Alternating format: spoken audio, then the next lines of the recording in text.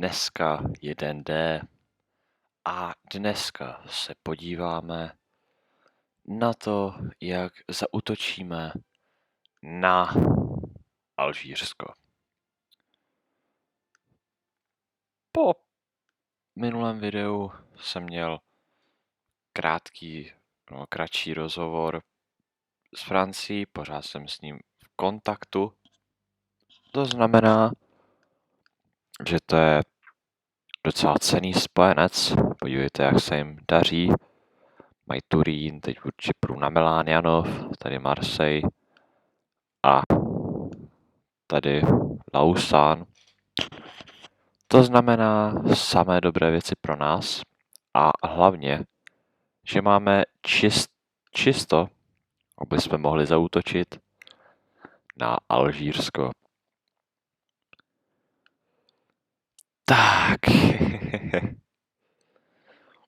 Asi jdem na to, ne? Tak jdeme. Jako marokský sultán vám dávám příkaz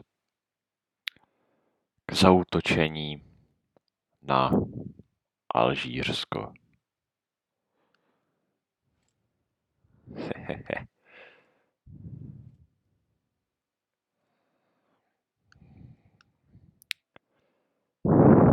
Let's get it.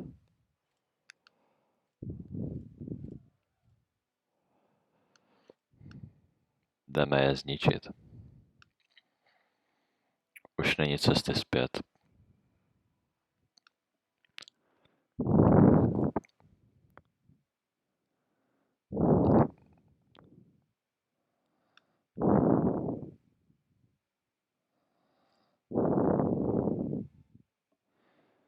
Už není cesty zpět.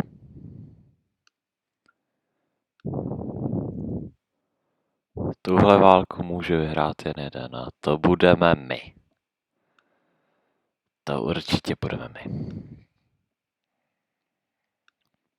Tady se děje trochu větší brikule.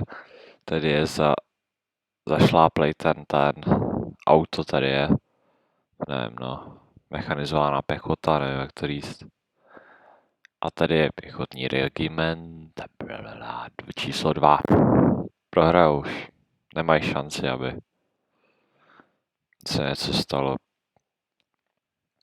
Podíváme se na novinky.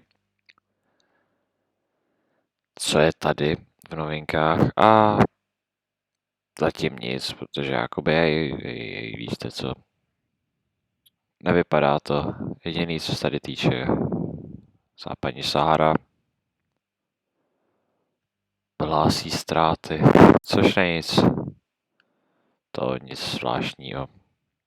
Tady si pravděpodobně dám vystavit to raketové dělostřelectvo, ale nemáme potraviny, které jsem dával Francii na boj proti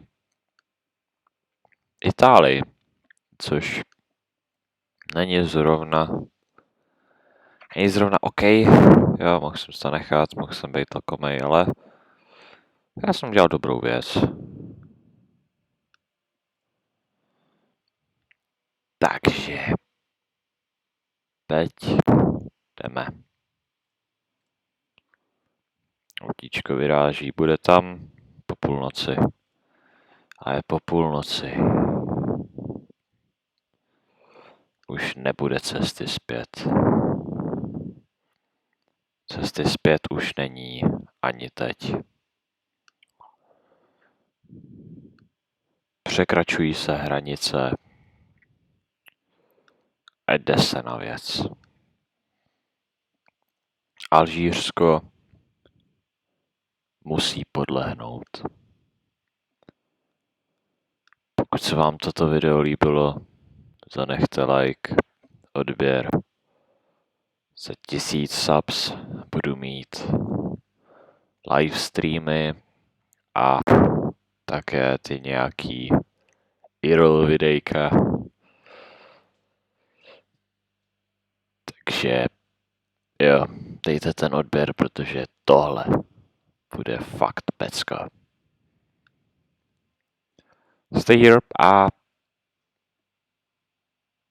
držte mi palce. Já se s váma loučím. Zatím. Čau.